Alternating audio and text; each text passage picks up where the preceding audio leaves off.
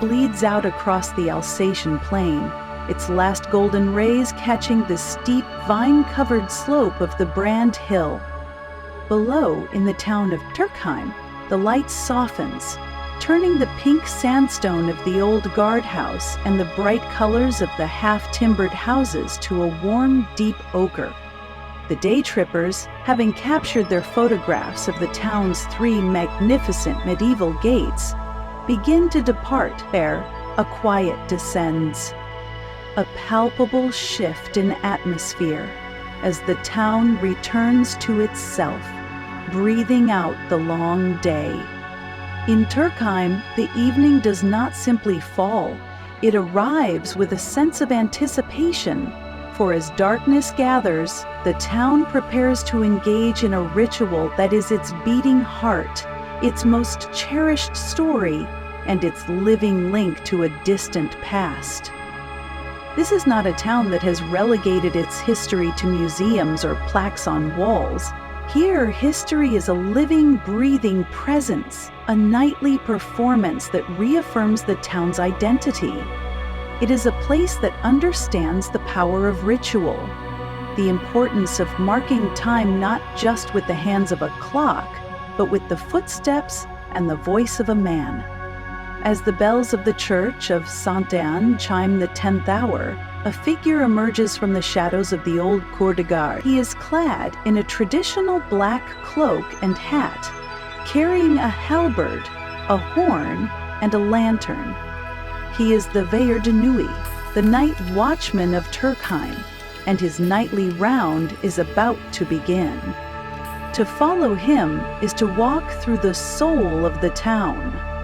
His journey begins at the Place Turenne, the town's main square, but his purpose is tied to the mighty stone gates that have guarded this community for centuries.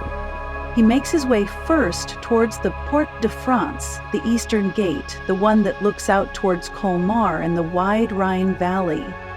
This gate, with its powerful towers and formidable presence, is a gateway not just to the town, but to its history as a place of immense strategic importance and violent conflict.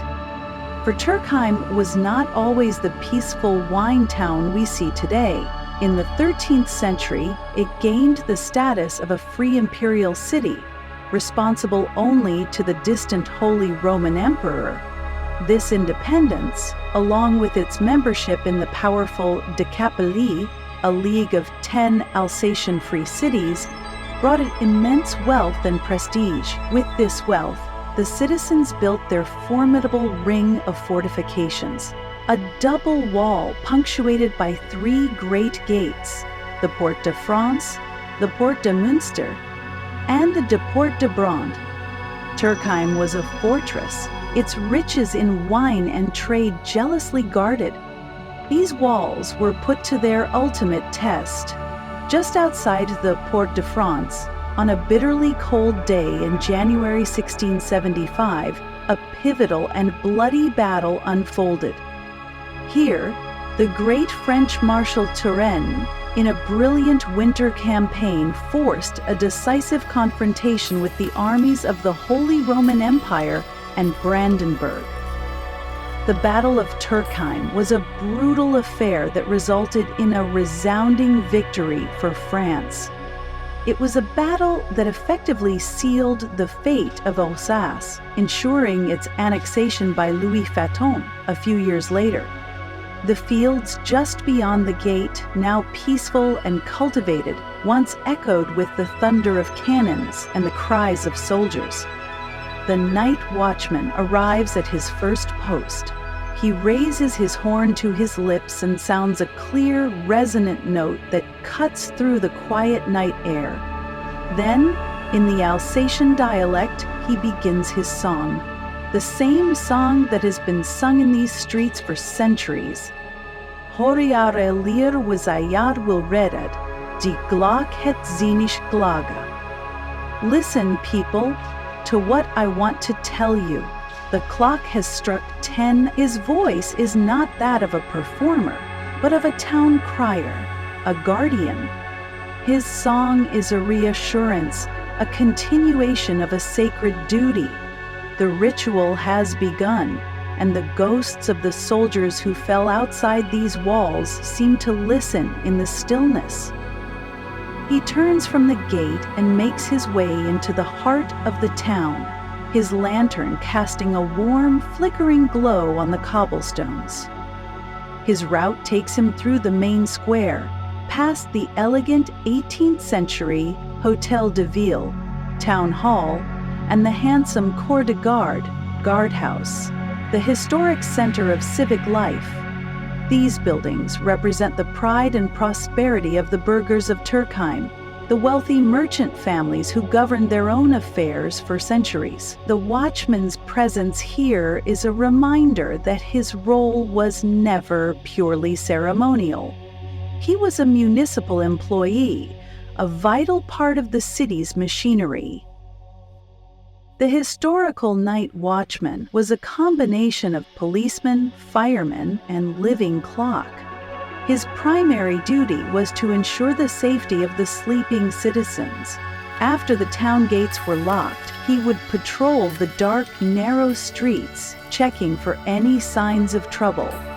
His most important task was to watch for fire, a constant and devastating threat in a town built of timber and filled with straw. His call, echoing through the night, was a reassurance that the watch was vigilant, that no embers were glowing where they shouldn't be. He was the guardian of the community's collective peace of mind. His route takes him past the solid form of the Church of St. Anne. While less ornate than some of Alsace's great cathedrals, it is the town's spiritual anchor, its bells marking the hours of the watchman's duty. Here, in the center of the town, he makes another stop. Again, the horn sounds, its call echoing between the half-timbered facades. He sings another verse of his song, each one detailing a different aspect of his duty, a different hour of the night. Hast aufs Feuer und Sliacht. Watch over the fire and the light. The words are a direct link to his historic function, a spoken preservation of a centuries-old job description. The tradition of the night watchman faded throughout Europe with the advent of modern street lighting and police forces. In Turckheim, it disappeared in the early 20th century, only to be revived in the 1950s. The town recognized that this ritual was too precious to lose. Today, the watchman is no longer watching for fires or criminals, but he is still a guardian. He is the keeper of the town's memory. His nightly round a deliberate act of historical preservation, ensuring that the spirit of old Turckheim does not fade into silence. From the town's center, his path leads him westward, towards the Porte de Münster. This gate opens towards the Münster Valley, a deep cleft in the Vosges Mountains, a route of communication and, historically, of danger. It was from this direction that threats could emerge from the mountains, and the gate was a key part of the town's defensive strategy. The watchman's presence here reaffirms the integrity of the town's ancient enclosure. He is a living symbol of the walls that have protected the community for so long. His final stop is at the northern gate, the Porte de Brand. This gate is different from the others. It does not open onto a major road or a mountain valley, but directly onto the steep, sun-drenched hillside that is the source of all of Turckheim's wealth and fame, the Grand Cru Brand Vineyard. As the watchman sounds his horn here, his call rolls up the slope, over the rows of sleeping vines. This is the sacred ground of Turckheim, and the gate is its ceremonial entrance. The name Brand means place of fire or place of burning. The name is ancient. a testament to the terroir of this exceptional vineyard. It refers to the steep south-facing slope that captures the sun's rays with such intensity that it seems to bake or burn throughout the summer. This relentless sun exposure allows the grapes here to achieve a remarkable level of ripeness. But the true magic of the brand lies beneath the surface, in its soil. The entire hill is composed of a specific type of granite, granite adu-micus, which is poor in nutrients but excellent at retaining heat. This unique combination of a sun-baked slope and a granitic soil is what gives the wines of the brand their singular character. The wines, particularly those made from the Riesling grape, are known for their extraordinary purity, elegance, and a distinctive flinty minerality that is often described as smoky. They are powerful wines, but they possess a lightness and an aerial quality that sets them apart. A great brand Riesling is a wine of immense complexity and longevity, a liquid expression of the fiery hill from which it comes. The wealth that built the magnificent houses of Turckheim, that funded the construction of its walls and paid the Night Watchman's salary, all flowed from this very hillside. The town's architecture is a testament to this fact. Many of the grandest buildings are the former homes of winemaking families.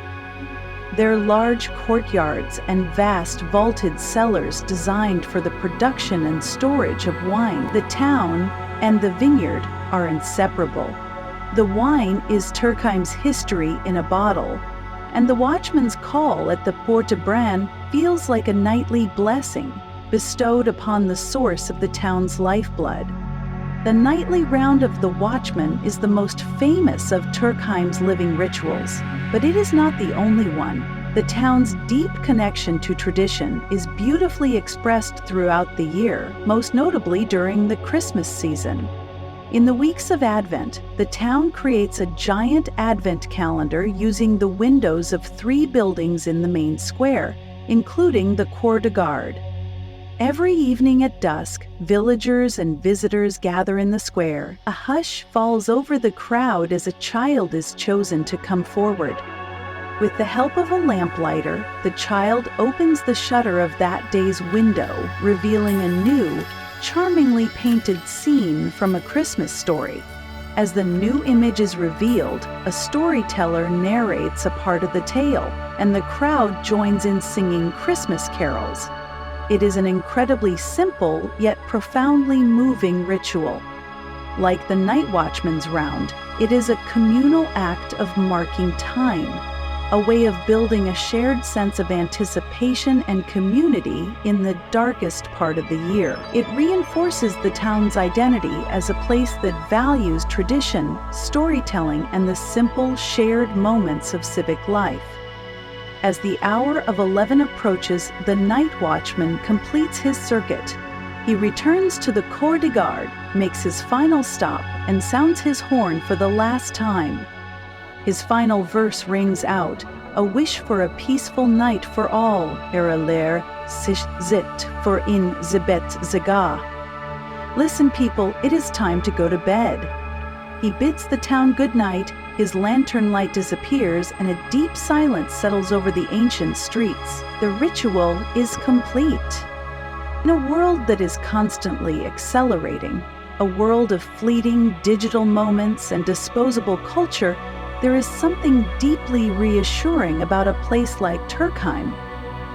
Its identity is not based on reinvention, but on preservation. Its character is anchored in the steadfast, nightly repetition of a simple, centuries-old duty. The Night Watchman is far more than a charming tourist attraction. He is a living embodiment of the town's promise to itself, a promise to keep watch over its history, to safeguard its community, and to honor the time-tested traditions that give it meaning.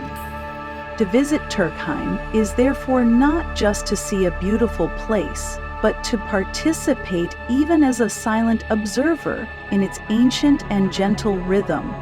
The watchman's call echoing through the dark, narrow streets is a reassurance, not just that the town is safe for the night, but that its soul is safe for the ages. It is the sound of a community that knows who it is, and that finds its strength not in looking forward to what it might become, but in honoring the enduring, beautiful, and timeless things it has always been.